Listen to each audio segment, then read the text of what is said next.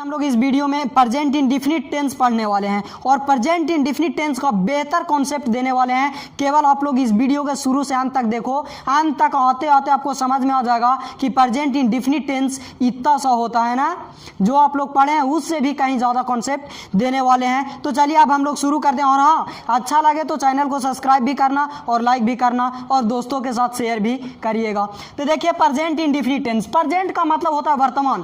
Present यहाँ पे समय बता रहा है, इंडेफिनिट यहाँ एक्शन बता रहा है। तो प्रेजेंट समय मिलकर और इंडेफिनिट एक्शन मिलकर टेंस बन गया है प्रेजेंट इंडेफिनिट। अगर आप टेंस का बेसिक ना देखें ना कि टेंस का निर्माण कैसे हुआ है, टेंस कहाँ से जन्म लिया, ये मेरा बेसिक वाला वीडियो देख लो, पता चल जाएगा कि टेंस कैसे बना हुआ है। अब देखिएगा हम डिफिनेशन पे बात करते हैं present indefinite tense. This tense shows, यह टेंस दिखाता है। अगर हिंदी वाले हैं तो हिंदी भी समझ जाइएगा, बढ़िया से समझाने वाला है। यह टेंस दिखाता है वंस, वंस का मतलब होता है किसी का हैबिचुअल और एवरीडे एक्शन। यह टेंस दिखाता है किसी का हैबिचुअल और मीन्स होता है या सर या एवरीडे एक्शन। यह टेंस किसी का आदत वाली काम को दर्शाएगा या तो किसी कोई काम जो प्रतिदिन किया जाता हो वो वाली काम को दर्शाएगा। कौन? Present indefinite tense. आगे देखिएगा, इट है जनरली, इसके पास समानता, इसके पास समानता होते हैं। क्या होते हैं? ता है, ते है, ती है, इटीसी इत्यादि एक्सेट्रा एट द एंड। तो प्रेजेंट इंडेफिनिट क्या दिखाएगा? या तो हैबिचुअल एक्शन को रिप्रेजेंट करेगा या तो प्रतिदिन किए जाने वाला एक्शन को दिखाएगा। इसके अंत में समानता हम लोग देखते हैं कि ता है, ते है, ती है, ते, ये सब मिलेंगे। तो ये तो आप समझ लिया। अब इसका स्ट्रक्चर के बात करते हैं। स्ट्रक्चर होता है पहले सब्जेक्ट, सब्जेक्ट के बाद हम लोग V1 या V5 का प्रयोग करेंगे, उसके बाद ऑब्जेक्ट, उसके बाद अदर वर्ड। अगर निगेटिव की बात करें, ये तो पॉजिटिव का हो गया, पॉजिटिव वाक का, जिसको हम लोग सकारात्मक वाक बोलते हैं। हाँ, और उसके बाद निगेटिव अगर सेंटेंस है तो सब्जेक्ट, सब्जेक्ट के बाद डू या डज, उसके बाद हम लोग नॉट का प्रयोग करेंगे, उसके बाद V1 का प्रयोग करना है, उसके बाद अदर ऑब्जेक्ट का प्रयोग करेंगे, उसके बाद अदर वर्ड का प्रयोग करना है। ये स्ट्रक्चर निगेटिव सेंटेंस का हो गया, है ना। और interrogative, interrogative negative, WH interrogative, ये सारे हम बता देंगे, पहले ये सारे हम लोग सीख लेते हैं। तो बात को समझा। अब बोलिएगा कि V1 का प्रयोग कब होता है और V5 का प्रयोग कब होता है। तो यहाँ पे देख लो, जब subject I, we, you, they या प्लूरल नाउन रहे तो हम लोग V1 का प्रयोग करेंगे, लेकिन जब सब्जेक्ट he, she, it या नाम रहे या कोई प्लूरल नाउन रहे तो हम लोग V5 का प्रयोग करेंगे। प्लूरल नाउन लिखा गया, यहाँ गलती हो गया है, सिंगुलर नाउन हमको लिखना चाहिए था, ठीक है। तो जब subject he, she, it, name या सिंगुलर नाउन रहेगा तो V5 का प्रयोग करना है, लेकिन जब subject I, we, you, they या प्लूरल नाउन रहे तो V1 का प्रयोग करना है। आप पूछिएगा कि ऐसे का है सर, जब सब्जेक्ट ये रहेगा तो V1 क्यों और सब्जेक्ट ये सब होंगे तो V5 क्यों? तो हम कारण बताए होंगे, मेरा बेसिक वाला वीडियो देखना चाहिए आपको। क्यों? क्योंकि V1 प्लूरल होता है, V1 प्लूरल होता है और V5 सिंगुलर होता है। बात को समझिएगा। तो हम लोग सिंटैक्स के अनुसार यही ना जानते हैं कि सिंगुलर सब्जेक्ट के साथ सिंगुलर वर्ब लेगा, सिंगुलर सब्जेक्ट के साथ सिंगुलर वर्ब और प्लूरल सब्जेक्ट के साथ प्लूरल वर्ब। V1 प्लूरल होते हैं। जैसे हम बोले थे कि वर्ब जो होता है, वर्ब जन्म से ही प्लूरल होते हैं, जबकि नाउन जन्म से सिंगुलर होता है। नाउन को हम लोग सिंगुलर से प्लूरल बनाते हैं, जबकि वर्ब को हम लोग सिंगुलर से प्लूरल बनाते हैं। जैसे कि हम यहाँ पे लिख दिया प्ले, तो प्ले ये प्लूरल फॉर्म में है ना, लेकिन लिखा कि प्लेज तो ये सिंगुलर फॉर्म में है। बात को समझना। तो V5 सिंगुलर होता है और V1 क्या होते हैं? प्लूरल होते हैं। बात को आप यहाँ पे समझ गए होंगे। इसीलिए हम लोग जब सब्जेक्ट ये सब होता है I, we, you, they तो प्लूरल का प्रयोग करते हैं, और सब्जेक्ट ही, सी, इट या किन्हीं का नाम रहता है या सिंगुलर नाउन होते हैं तो V5 का प्रयोग करते हैं। यही लॉजिक है, लॉजिक का यही कॉन्सेप्ट है। आगे देखिएगा, अब हम लोग एग्जाम्पल पे बात करें तो यहाँ है क्या, लड़का क्रिकेट खेलता है, तो अंत में है क्या, ता है, अंत में ता है तो ये प्रेजेंट इंडेफिनिट है। जैसे देख लो, बोला जाता है कि सेंटेंस के अंत में ताते तीते है तो वो प्रेजेंट इंडेफिनिट होगा, है ना। लड़का क्रिकेट खेलता है, लड़का मतलब एक लड़का का बोध हो रहा है, तो लड़का सब्जेक्ट के रूप में क्या आएगा, बॉय। अब बॉय सिंगुलर है तो सिंगुलर वर्ब मिलेगा, बॉय मतलब सिंगुलर नाउन तो सिंगुलर वर्ब मिलेगा, यानी V5 सिंगुलर होता है तो क्या होगा, प्ले। बॉय प्ले, अब क्या खेल रहा है सर, क्रिकेट, तो बॉय प्ले क्रिकेट। अब देखो तो लड़का क्रिकेट खेलता है तो कोई पर्टिकुलर लड़का है, कोई खास लड़का है, तो उसके पहले हम लोग क्या के प्रयोग करना होगा, द। जब सर्टेनिटी दिखाए, कोई खास हो, सर्टेनिटी दिखाए, तो हम लोग द का प्रयोग करते हैं। अब देखिएगा लड़के क्रिकेट खेलते हैं तो लड़के क्या होगा, बॉयज, बात को यहाँ पे समझिएगा, बॉयज, तो यहाँ पे क्या होगा सर, प्ले। प्ले क्या होता है, प्लूरल, यहाँ पे प्लेज होगा, कहा कि singular subject singular verb, singular subject singular verb, है ना, द बॉय प्लेज क्रिकेट। अब यहाँ देखो लड़का क्या है, प्लूरल, बॉयज, और प्ले क्या है, plural, plural subject plural verb, boys play cricket, लड़के क्रिकेट खेलते हैं। देखो तो कौन लड़के क्रिकेट खेलते हैं, कोई खास लड़कन है, तो इसके पहले क्या लगेंगे, आर्टिकल द का प्रयोग करेंगे। जब खास व्यक्ति का बोध हो, है ना, तो उसके पहले हम लोग द का प्रयोग करते हैं। यहाँ तक आप समझ गए होंगे। अब आगे चलिए, इससे एडवांस लेवल का हम बताते हैं, और भी इससे हेवी ट्रांसलेशन देते हैं जो स्पोकन में ज़्यादातर प्रयोग होता है, जो दिन पर दिन हम लोग बोलने में यूज़ करते हैं। चलिएगा अब आगे, तो चलिएगा अब हम लोग एडवांस लेवल का पढ़ते हैं, ठीक है। तो देखिएगा, जब सेंटेंस के अंत में चाहता हूँ, चाहती हूँ, चाहते हैं, ये सब रहेगा, तो ये सब सेंटेंस को कैसे हम लोग अंग्रेजी में ट्रांसलेट करेंगे, और ये इंडिफिनिट है। अगर अंत में ता हूँ, ती हूँ, तो वो इंडिफिनिट है, लेकिन वो ट्रांसलेट कैसे होगा ये हम लोग देखते हैं। तो इस तरह के वर्ब को ट्रांसलेट करने के लिए इस स्ट्रक्चर का प्रयोग करेंगे। पहले सब्जेक्ट का प्रयोग करेंगे, उसके बाद वांट, उसके बाद टू, उसके बाद V1 object other word. Subject singular है तो वांट्स का प्रयोग करेंगे, सब्जेक्ट प्लूरल है तो वांट का प्रयोग करेंगे। बात हमको आप लोग के बता दिए थे कि सब्जेक्ट सिंगुलर तो वर्ब भी सिंगुलर, और वर्ब सिंगुलर कब होता है, जब V5 के प्रयोग करते हैं तब। V5 कब बनता है, जब एस या ईएस का प्रयोग V1 में करते हैं तो आगे देखिएगा, तो सब्जेक्ट, सब्जेक्ट के बाद वांट, वांट के बाद टू, और उसके बाद V1 का प्रयोग करेंगे, उसके बाद ऑब्जेक्ट, उसके बाद अदर वर्ड। जैसे देख लो कि मैं तुम्हें पीटना चाहता हूं, तो देखिएगा अंत में क्या है, ता हूं, चाहता हूं, है ना, ता हूं है तो इंडिफिनिट का है ही है, लेकिन चाहता हूं आया है, कोई बात ना है। तो इस स्ट्रक्चर से बनाएंगे। मैं को क्या हो जाएगा सर, आई, और वांट, आई वांट, और फिर कह रहा है टू दिया जाए तो आई वांट टू, पीटना का क्या हो जाएगा, beat, I want to beat, और तुम्हें का you, I want to beat you. लेकिन इसी के जगह पे रहता कि वह तुम्हें पीटना चाहता है, तो क्या हो जाता कि ही वांट्स, यहाँ वांट्स का प्रयोग होता है, क्योंकि singular subject singular verb, plural subject plural verb. जैसे मैं नीचे देखिए लो, वह मुझे पढ़ाना चाहता है, वह मुझे पढ़ाना चाहता है, तो क्या हो जाएगा, ही wants to teach, he wants to teach me, वह मुझे पढ़ाना चाहता है। तो जब ऐसा सेंटेंस रहे ना कि वह मुझे पढ़ाना चाहता है, मैं उसे बुलाना चाहता हूँ, वह मुझे पीटना चाहता है, वे लोग यहाँ आना चाहते हैं, मैं उसे स्टेज पे बुलाना चाहता हूँ, तो ये सारी सेंटेंस ये स्ट्रक्चर से हम लोग बना देंगे। हर हाल में पहले हम लोग सब्जेक्ट का इस्तेमाल करेंगे, सब्जेक्ट के बाद वांट, सब्जेक्ट प्लूरल हो तब, और सब्जेक्ट सिंगुलर हो तो वांट्स का प्रयोग करेंगे। उसके बाद हम लोग टू के बाद V1 ऑब्जेक्ट अदर वर्ड, इस ऑर्डर में अरेंज करेंगे, हमारा सेंटेंस बन जाएगा। जैसे आप देखिए रहे हो ना, मैं तुम्हें पीटना चाहता हूँ, मैं सब्जेक्ट है, तुम्हें ऑब्जेक्ट है, पीटना वर्ब है ना, चाहता हूँ वांट्स के लिए, वांट के लिए आया है, तो I want to beat you, ठीक है। इसी तरह वह मुझे पढ़ाना चाहता है, he wants to teach me, wants का प्रयोग इसलिए हुआ, सब्जेक्ट सिंगुलर है ना। आगे देखिएगा, अब दूसरा पे दे दे, नोट नंबर सेकंड, एकदम एडवांस लेवल के बता रहे हैं, ठीक है। ये सब बोले ना कि स्पोकन में बहुत काम आता है, ठीक है। तो देखिएगा, जब सेंटेंस में उतार चढ़ाव दिखाए, वैसा सेंटेंस, जिस सेंटेंस से उतार चढ़ाव का पता चले कि सब्जेक्ट के जिंदगी में उतार चढ़ाव या सब्जेक्ट के एक्शन में उतार चढ़ाव आया है, बदलाव आया है, तो जब सेंटेंस में उतार चढ़ाव दिखाया जाए तो इस तरह ट्रांसलेट करेंगे। किस तरह ट्रांसलेट करेंगे, सामने ही है।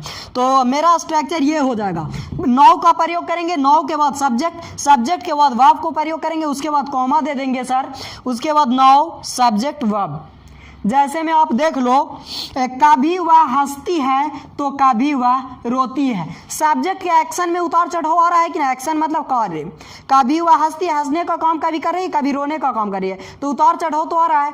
तो जिस सेंटेंस में उतार चढ़ाव दिखाया जाए तो उसको हम लोग इस स्ट्रक्चर से बनाएंगे, ट्रांसलेट करेंगे हिंदी टू इंग्लिश। कभी वह हंसती है तो कभी वह रोती है, तो क्या हो जाएगा सर? तो कहिएगा कि नाउ सी लाफ, तो लाफ प्रयोग होगा। सी सिंगुलर है तो लाफ्स, वह भी सिंगुलर होना चाहिए, कॉमा दो, तो क्या हो जाएगा?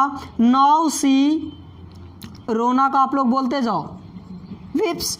Now she laughs, now she weeps. कभी वह हंसती है तो कभी वह रोती है, कभी वह यहाँ आती है तो कभी वह वहाँ जाती है, कभी पिताजी डांटते हैं तो कभी पिताजी प्यार करते हैं, मैं कभी खाता हूँ तो मैं कभी गाता हूँ, वह कभी सोता है तो वह कभी जागता है, वे लोग कभी यहाँ आते हैं, वे लोग कभी मुझसे मिलते हैं तो वे लोग कभी तुमसे मिलते हैं, वह कभी मुझे देखकर मुस्कुराती है तो वो कभी तुम्हें देखकर मुस्कुराती है, लेकिन मुस्कुराएगी मुझे देखकर, आप टेंशन मत लेना। आगे तो यहाँ तक तो बात को हम लोग समझ गए।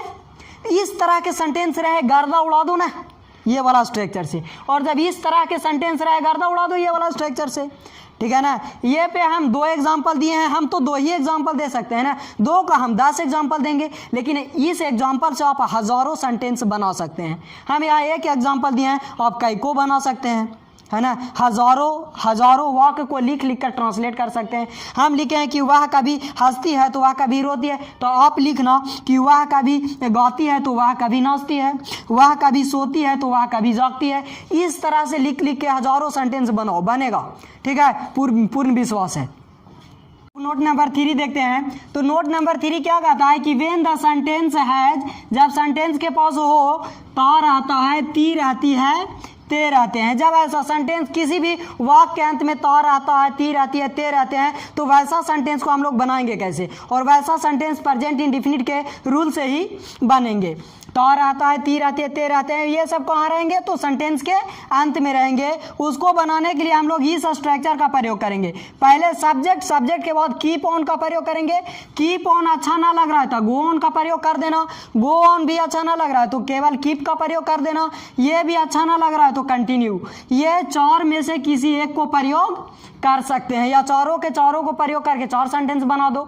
और उसके बाद जीरंड का प्रयोग करेंगे, उसके बाद अदर वर्ड। अब कहोगे कि जीरंड का चीज होता है, तो जब V1 में हम लोग ING लगाते हैं तो वो बन जाता है V4, और V4 को जब वर्ब को हम लोग वर्ब के तरह इस्तेमाल करेंगे तो V4 कहलाएगा। लेकिन यही V4 को हम लोग सब्जेक्ट ऑब्जेक्ट या कॉम्प्लीमेंट के रूप में इस्तेमाल करें तो वो जीरंड कहला जाता है। जब V4 को वर्ब के रूप में इस्तेमाल करें तो वो V4 ही कहलाएगा, लेकिन जब V4 को सब्जेक्ट ऑब्जेक्ट या कॉम्प्लीमेंट की तरह यूज करते हैं तो वो जीरंड कहलाता है। तो बात समझिएगा, जीरंड के बाद हम लोग अदर वर्ड का प्रयोग करेंगे।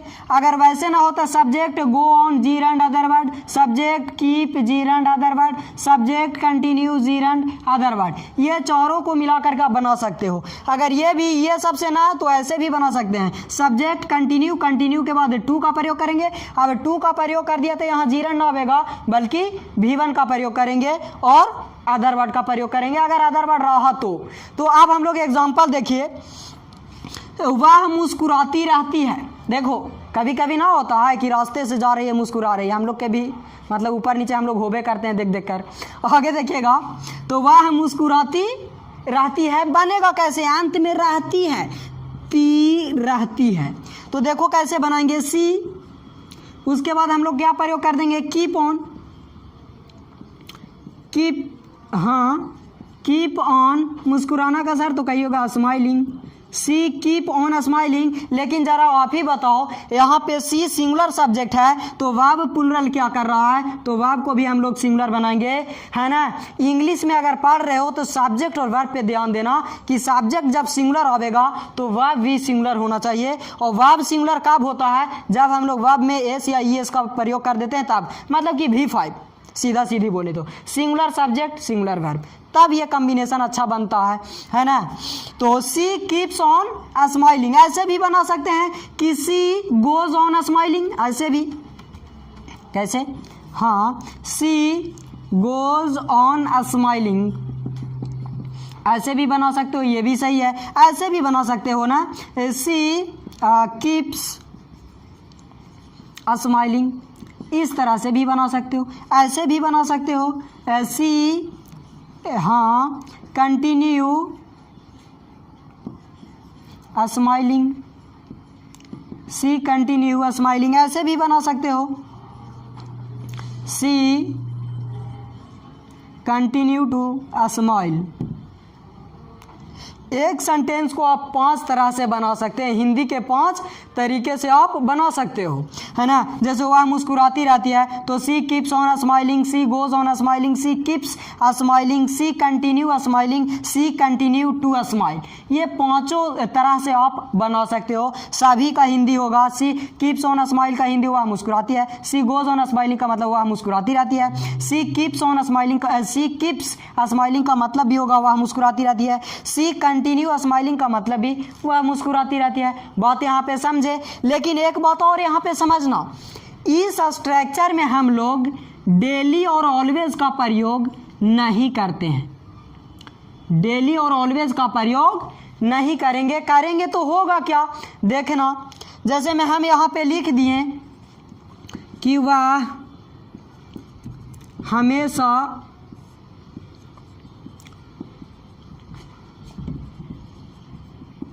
मुस्कुराती रहती है, वह हमेशा मुस्कुराती रहती है, ऐसे लिखा तो देखो तो वह हमेशा मुस्कुराती रहती है, और यहाँ पढ़ो वह मुस्कुराती रहती है, तो इसका सेंस भी तो वही निकल रहा है, मुस्कुराती रहती है मतलब हमेशा, और इसमें लिखा हुआ है वह हमेशा मुस्कुराती रहती है। तो हिंदी में हमेशा भी लिखा रहे तो इंग्लिश में इसका प्रयोग नहीं करेंगे, इसका भी इंग्लिश ऐसा ही बनेगा। कैसे बनेगा देख लो, सी कीप्स ऑन स्माइलिंग, हो गया, इंग्लिश ट्रांसलेट कर दिए, सी कीप्स ऑन स्माइलिंग। ऐसे ना कि सी ऑलवेज कीप्स ऑन स्माइलिंग तो सेंटेंस गलत हो जाएगा, क्योंकि सेंटेंस खुद सेंस दे रहा है हमेशा, तो हम लोग दोबारा प्रयोग नहीं करेंगे। तो बात को ये ध्यान में रखिएगा। चलिए अब हम लोग आगे चलते हैं, अगला स्ट्रक्चर को हम लोग पढ़ते हैं। तो चलिए अब हम लोग अगला नोट पे आते हैं, और ये क्या कहता है कि जब सब्जेक्ट किसी काम को करना सीखे, जब सब्जेक्ट किसी काम को करना सीखता है तो वहाँ पे हम लोग वर्ब के रूप में लर्न का प्रयोग करेंगे। लेकिन जब सब्जेक्ट किसी काम को करना जानता है मतलब पहले से सीखा हुआ है, तो वहाँ पे हम लोग वर्ब के रूप में नो का प्रयोग करेंगे। लेकिन जब सब्जेक्ट किसी काम को करना किसी व्यक्ति को सिखाता हो, अदर व्यक्ति को सिखाता है, तो वहाँ हम लोग वर्ब के रूप में टीच का प्रयोग करेंगे। बात समझ रहे हो। तो देखिएगा हम लोग लाइफ में तीन काम करते हैं, या तो सीखते हैं, या तो सीखे हुए होते हैं, या किसी को हम लोग सिखाते हैं। बात समझो, मैं यहाँ पे इंग्लिश सीखा हुआ हूँ, ठीक है, और आप लोग के क्या कर रहा हूँ, मैं सिखा रहा हूँ। तो 2 काम हो रहा है कि ना, मैं सीखा हुआ हूँ, सिखा रहा हूँ, और कुछ सीख भी रहा हूँ। ऐसा बात तो नहीं। तो आदमी जीवन में 3 काम करता है, पूरा जीवन यही 3 काम करते करते गुजर जाता है और बोलता है कि हम जिंदगी में कुछ नहीं किए, बड़ी कुछ किया है, 3 काम। आगे देखना, तो देखिएगा जब इस तरह रहे ना तो स्ट्रक्चर इसका होगा, सब्जेक्ट के बाद लर्न का प्रयोग करेंगे या नो का प्रयोग करेंगे। जब हम किसी काम को करना सीखेंगे तो लर्न का प्रयोग करेंगे वहाँ। जब सब्जेक्ट किसी काम को करना सीखे तो लर्न का प्रयोग करना, लेकिन जब सब्जेक्ट किसी काम को करना सीखा हुआ हो ऑलरेडी तो वहाँ नो का प्रयोग करना है। उसके बाद जीरेंड का प्रयोग करेंगे, जीरेंड आप लोग भली बात ही समझ रहे हैं। उसके बाद अदर वर्ड का प्रयोग करेंगे। सेकेंड स्ट्रक्चर देखिएगा, सब्जेक्ट जब किसी व्यक्ति को कोई काम करना सिखाता है तो वहाँ वर्ब के रूप में टीच का प्रयोग करना। अब ऑब्जेक्ट का प्रयोग करना, ऑब्जेक्ट जिसको हम सिखाएंगे वो ऑब्जेक्ट ही होगा, और उसके बाद जीरेंड के प्रयोग करेंगे। उसके बाद अदर वर्ड आता है। बात समझ रहे हो। तो देखिएगा आप एग्जांपल देखो कि मैं आपको अंग्रेजी सिखाता हूँ, यहाँ पे मैं आपको अंग्रेजी सिखा रहा हूँ। तो देखिए कैसे ये बनेगा, आई टीच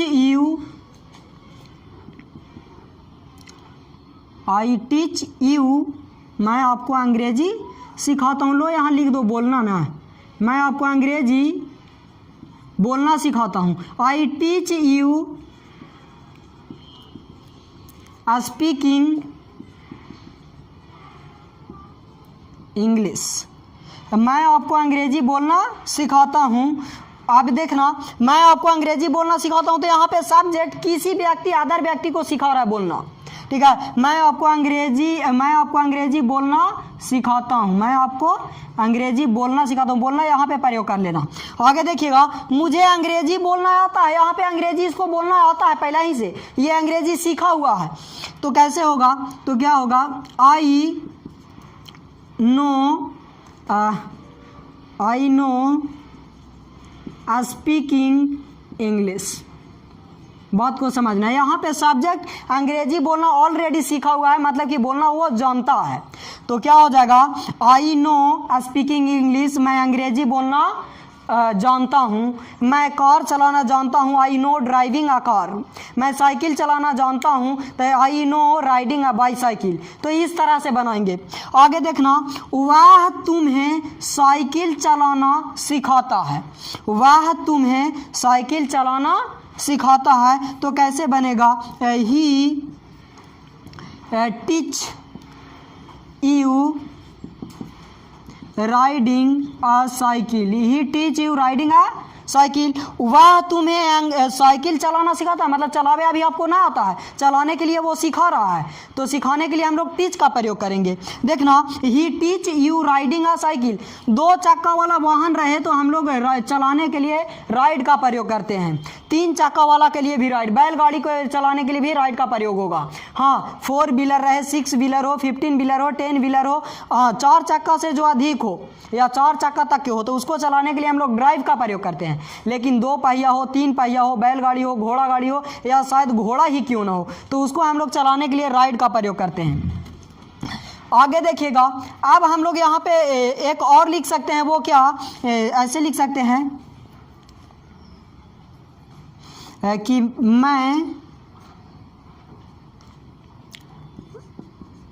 मैं रोटी बनाना सीखता हूँ, मैं रोटी बनाना सीखता हूँ। ये सीख रहा है, सीखना का मतलब लर्न। सब्जेक्ट यहाँ पे कोई काम को करना सीख रहा है, तो सब्जेक्ट जब कोई काम को करना सीखे तो वहाँ वर्ब के रूप में लर्न का प्रयोग करेंगे। तो देखना, I learn roti banana, making bread. बात को समझ रहे हैं, आई लर्न मेकिंग ब्रेड। यहाँ पे एक इंपॉर्टेंट बात बोल रहे हैं कि आपको मन नहीं कर रहा है कि जीरंड के प्रयोग करें, तो जीरंड के प्रयोग ना करो, जीरंड के जगह पे हाउ टू का प्रयोग कर सकते हैं। कैसे, जैसे इसका हम देख लें, तो I learn how to make bread. आप इसको 2 तरीका से बना सकते हैं। ऐसे भी मैं रोटी बनाना सीखता हूं, तो इसका हो जाएगा आई लर्न मेकिंग ब्रेड, या ऐसे हो जाएगा I learn how to make bread. यहाँ पे देखना, मुझे अंग्रेजी बोलना आता है, तो ऐसे बना सकते हो आई नो स्पीकिंग इंग्लिश, या ऐसे भी बोल सकते हो I know how to speak English. इसको अवॉइड करके ऐसे भी बना सकते हो हाउ टू स्पीक। ठीक है, आई नो स्पीकिंग इंग्लिश या I know how to speak English. तो आप इस सेंटेंस को 2 तरह से बोल सकते हो। इसका भी जहां भी जीरंड रहे उसको हटा के हाउ टू का प्रयोग हम लोग कर सकते हैं, हाउ टू के साथ V1। तो इस तरह से हम लोग बनाएंगे, और यहीं पे फिर और भी नोट देते रहेंगे। ठीक है, और वीडियो के देखिए, शेयर करिए, सब्सक्राइब करिए, करवाइए भी, जितना भी GF BF है सबके साथ शेयर करो। ठीक है।